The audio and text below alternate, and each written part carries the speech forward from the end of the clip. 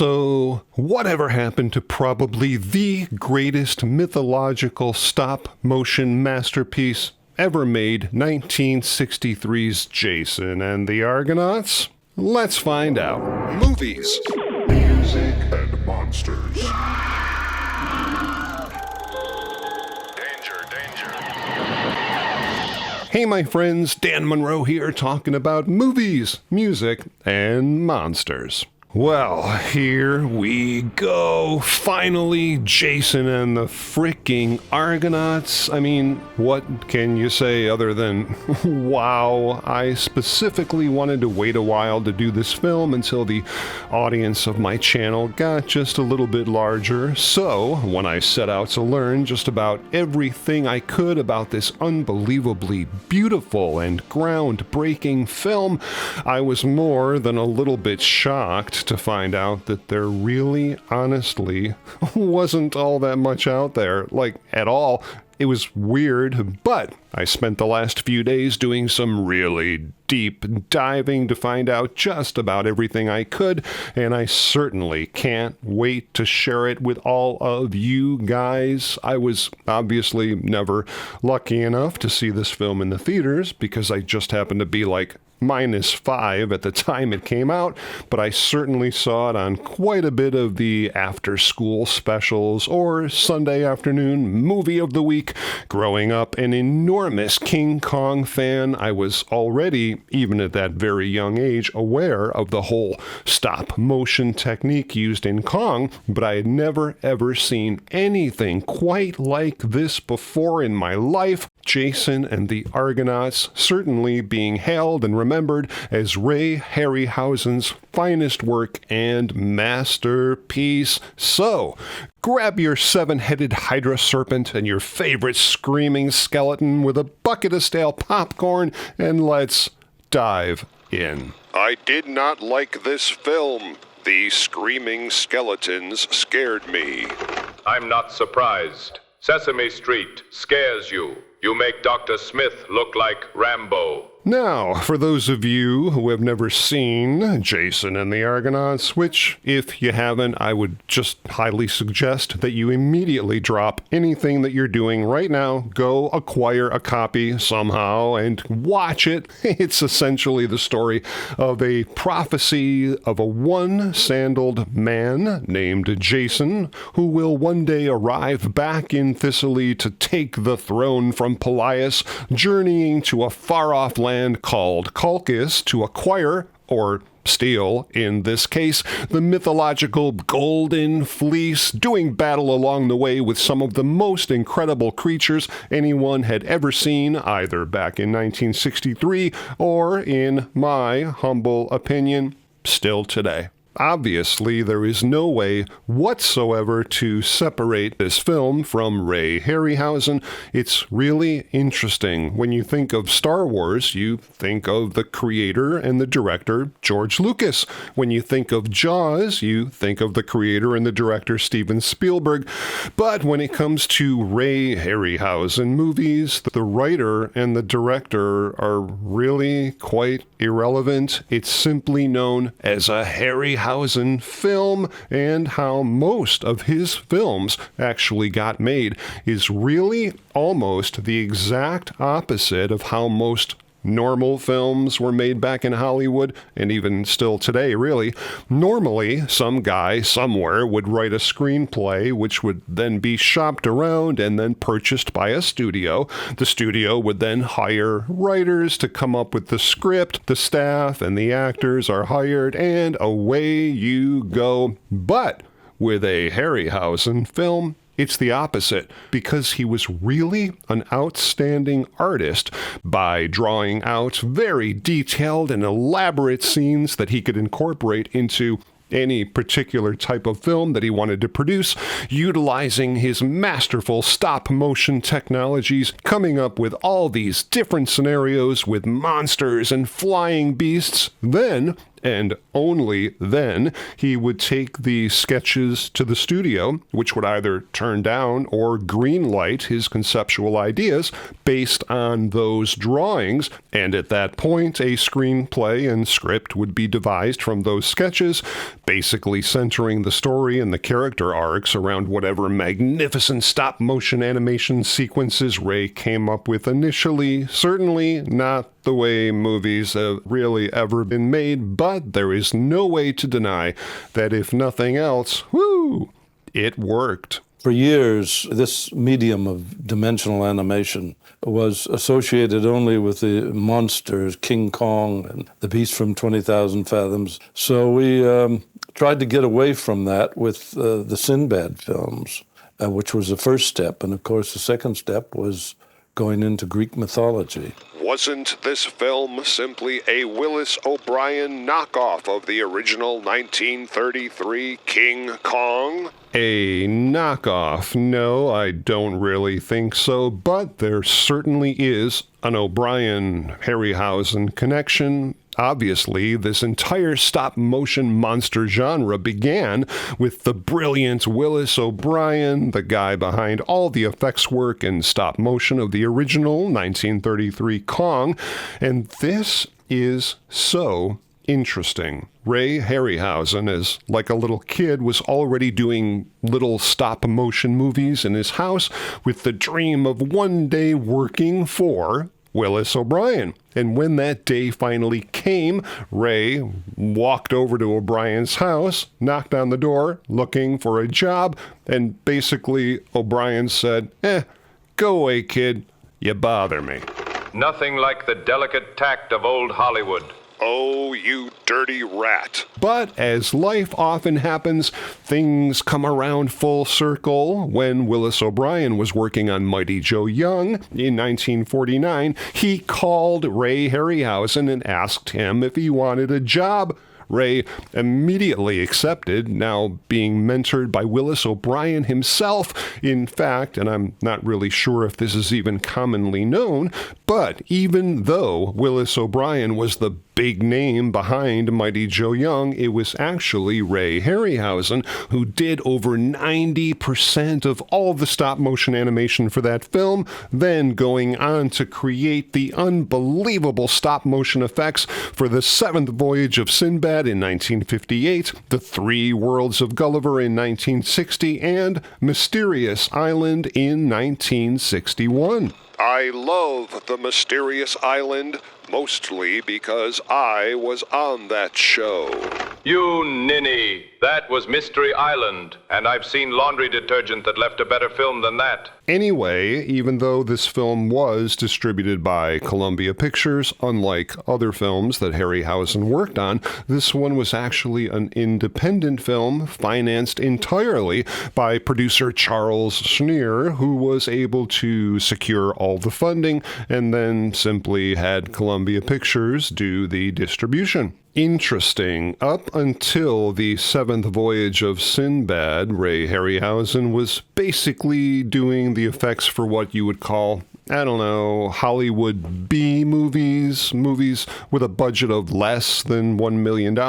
Then, after The Seventh Voyage was such an enormous hit, which essentially sealed both the careers of Harryhausen and Charles Schneer, with Jason, this was by far the most expensive endeavor they'd ever attempted, with a budget of about $3.5 million, which even back then for 1963 wasn't really all that high, but significantly higher than any of the other film budgets they'd had in the past, making this film, I guess you would say, a lower-end A picture. Now, I'm sure that you guys will be more than thrilled to know that there is no sponsorship ad this week that you have to sit through. However, that being said, I want to do something that I rarely ever do and talk about for just about 30 seconds. One of my personal favorite YouTube channels run by some personal friends of mine called The HUBBUBBERY. I stumbled across these guys about 6 months ago. They're so freaking hilarious, so entertaining, so much fun to watch. They hit a lot of what I like to call the B-sides of movies, maybe some of those films that you remember seeing as a kid, but certainly weren't, I don't know, mainstream.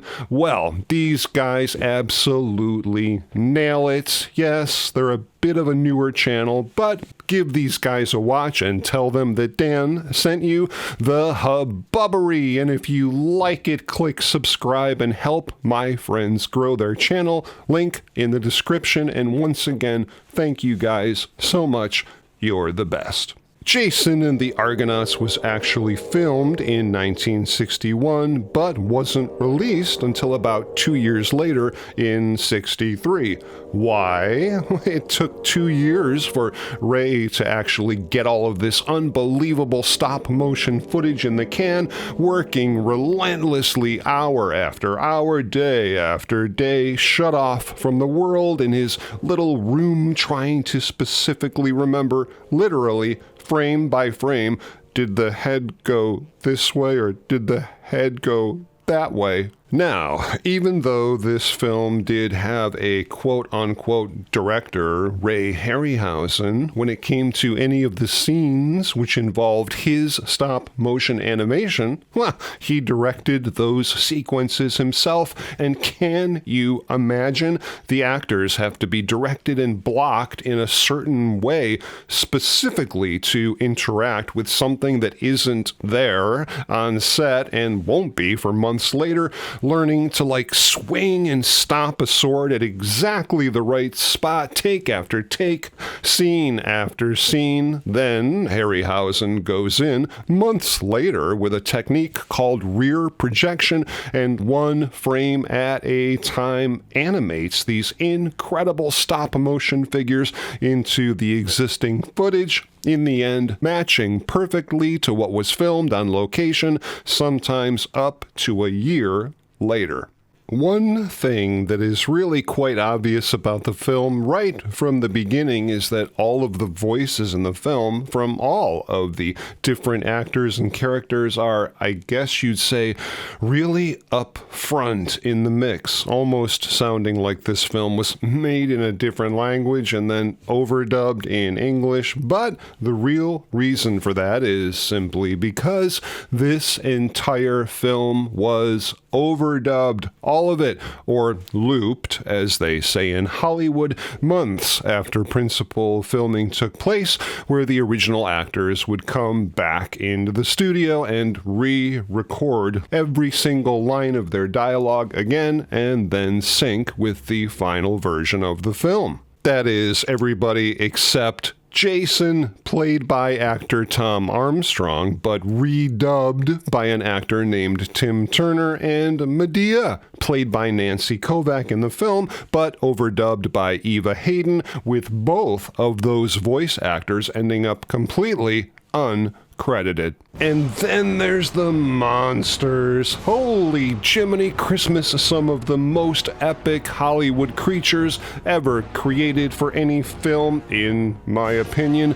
The magnificent Talos, the Harpies, the seven-headed Hydra, and of course the amazing and super creepy Children of the Hydra skeletons, which did battle with Jason and his crew at the end of the film, taking nearly 5 months for Ray Harryhausen to complete just that sequence, if you can believe that. One of the skeletons was previously built for the 7th Voyage of Sinbad film, so he simply created 6 more for this film, with the armatures underneath being created by Ray Harryhausen's father. The skeletons became quite a problem because you're hiding a skeleton within a skeleton, and particularly in as much as the skeletons are so small. But the problem was to make a small enough ball and socket joints that you could hide within the exterior of a skeletal structure. My father built the armatures for these particular models. He built 7 of them. That became quite a stressful problem on such small joints.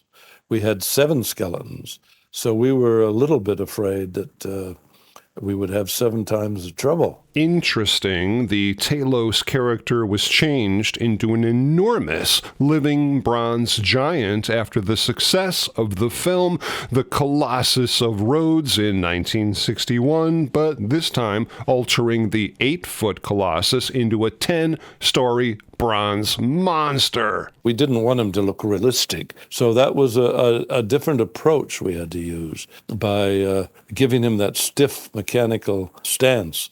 And then we, of course, through the sound effects, we put squeaking metallic hinges sort of in the background so that it gave a rather spooky concept. Super fun fact, the full-size Argo ship that was used in this film, which was actually built over a fishing boat and powered by 3 large Mercedes engines, costing roughly 10% of the film's budget, was later purchased by 20th Century Fox and used in the epic battle scene in Cleopatra. I've never actually done it, but I would like to someday. It would be fun. Somewhere in those scenes in Cleopatra is the Jason and the Argonauts Argo.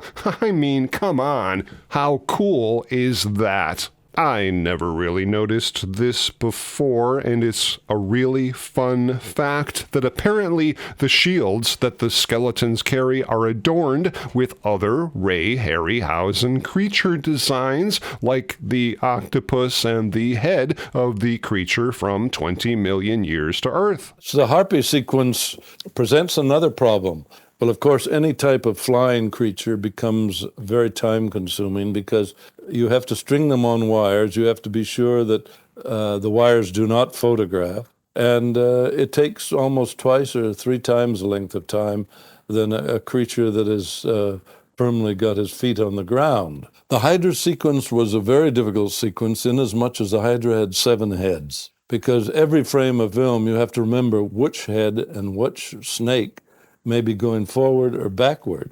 And when you have all 7 heads to worry about, you can't always remember that the 3rd head from the center is going forward or backward. So sometimes you have to make notes, but most of it's done by memory.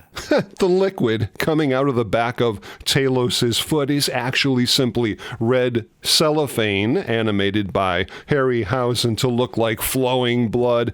Gotta love the old school Hollywood special effects mastery that, in my opinion, we could certainly use a little more of today in this world of oversaturated CGI. Hey guys, real quick, more than half of the people watching this channel are not subscribed, so please hit the subscribe button. It really helps this channel grow, and thank you, my friends. You're the best. The score in this film was nothing short of musically magnificent, written and conducted by legendary Hollywood film composer Bernard Herrmann, and like a lot of John Williams' scores for his movies, I honestly don't think this film would have worked anywhere near as well as it did without his score. He actually scored 4 different Ray Harryhausen films, and this is really interesting, completely contrasting with Herrmann's all-string score for Psycho.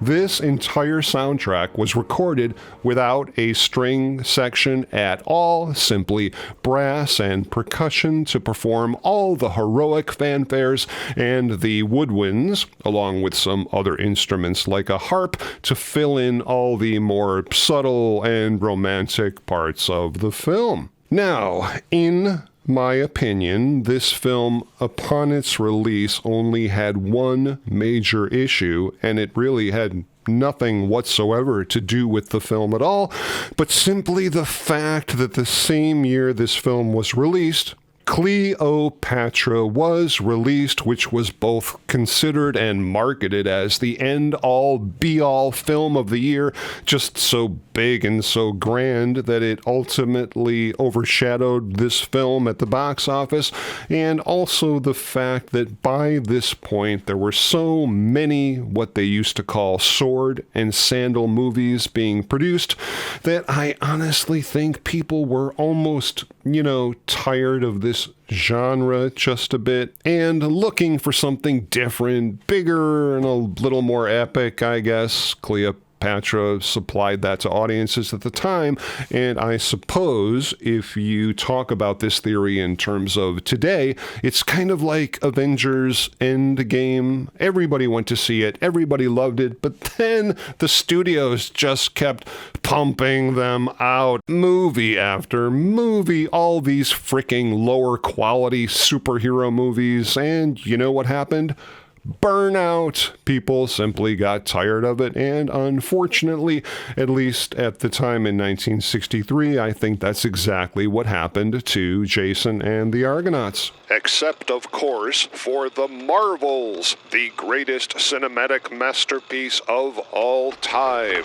Pardon me, sir, but if you continue this line of thinking, I will insist that your power pack be removed, your bubble disassembled, and whatever junk pile is remaining be reassembled into a pleasure vehicle of some type. In the end, Jason and the Argonauts made about $2.5 million, and with a budget of $3.5 million, lost about $1 million at the box office, but completely irrelevant when talking about this film in both the careers of Ray Harryhausen and the spectacle of his incredible stop-motion brilliance, still being considered to this day as Ray Harryhausen's best movie by the fans, by the critics, and even by Ray Harryhausen himself. Okay, but what about all the reboots, remakes, and God help us, reimaginings?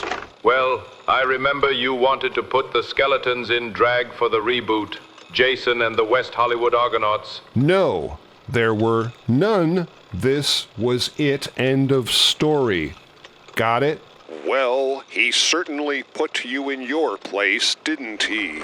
I can see, Daniel, that the brain boost didn't take. I guess a YouTube host doesn't need brains, just a good loud voice, huh? And I know what you're all asking, where are all the super cool stop-motion creatures today? Well, luckily, they're still all a part of the Ray Harryhausen Foundation, which does actually go on tours all over the world quite a bit. So, if you ever get the chance to see any of these literal pieces of art in person, don't miss that opportunity. Jason and the Argonauts was not only the absolute pinnacle of the stop-motion monster genre, but has remained to this day one of the most beloved and revered fantasy films of all time, taking its place among other classic and not-so-classic sword and sandal films in Hollywood history like Spartacus, Ben-Hur, 300, Clash of the Titans, Conan the Barbarian, Hercules, Gladiator, the Scorpion King, and so many more. We could be here all day, but that, my friends, is the topic of another video. I really hope you guys enjoyed that deep dive all about Jason and the Argonauts, and if you did and you like this kind of stuff, please consider subscribing to the channel. I've got a whole bunch of new videos coming up really soon that I know you guys are just gonna dig. And if you'd like to help support the channel, you can always buy us a coffee. Link in the description. And please feel free to stop back anytime as we together continue the conversation on movies, music, and monsters. Movies, music, and monsters.